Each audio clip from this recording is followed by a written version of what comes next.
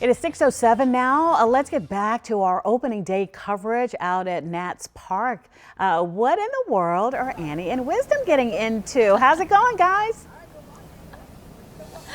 It's going great. It's going great. Good morning, Alex, and good morning, everybody. Yes, Wisdom and I are live, coming to you live from Nationals Park on this beautiful, crisp spring morning. That's what at least we're telling ourselves. Yes. But the game time is 4:05, so we still have a few hours. We still have a few hours We're out here having some good time because excitement is growing, and they are celebrating 20 years in the district. Yeah, 20 years of baseball here. I remember when they first moved back here, Mayor Anthony Williams, it was one of his big things to get the Nats to come back to Washington, D.C. so they could have baseball in Washington, D.C. after a 30-plus year absence. He was able to pull that off, and then it was exciting. You know, it was an exciting time. Opening day 2025, we got some things to tell you about here before we get into our next interview.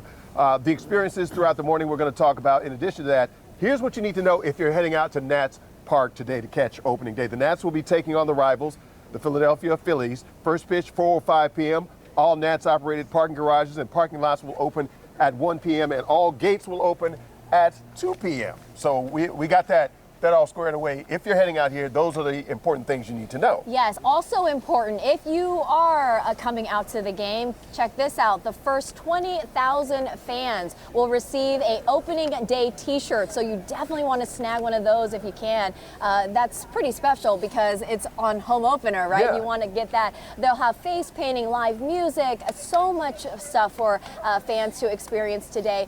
And, you know, I'm thinking back to 2019 when it was such an exciting time here in the DMV. Of course, that's in the World Series. Amazing time, that victory parade. Right, and let's talk more about then and now. Ryan Clary, host of Locked on Nationals podcast, is back with us.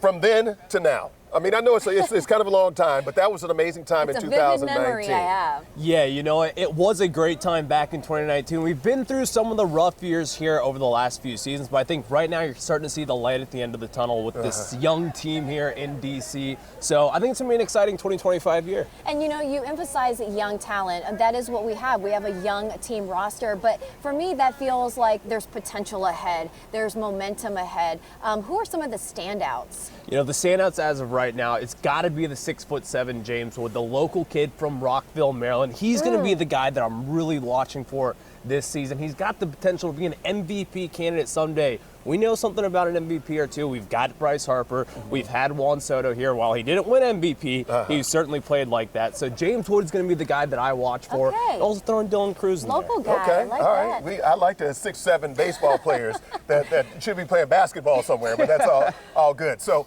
the excitement and hype, what do you see? I mean, I know it's a long season. Even going back to 2019, they started off really slow. But then they picked up steam in the middle of the summer, and they kept it going all the way throughout. Can we anticipate?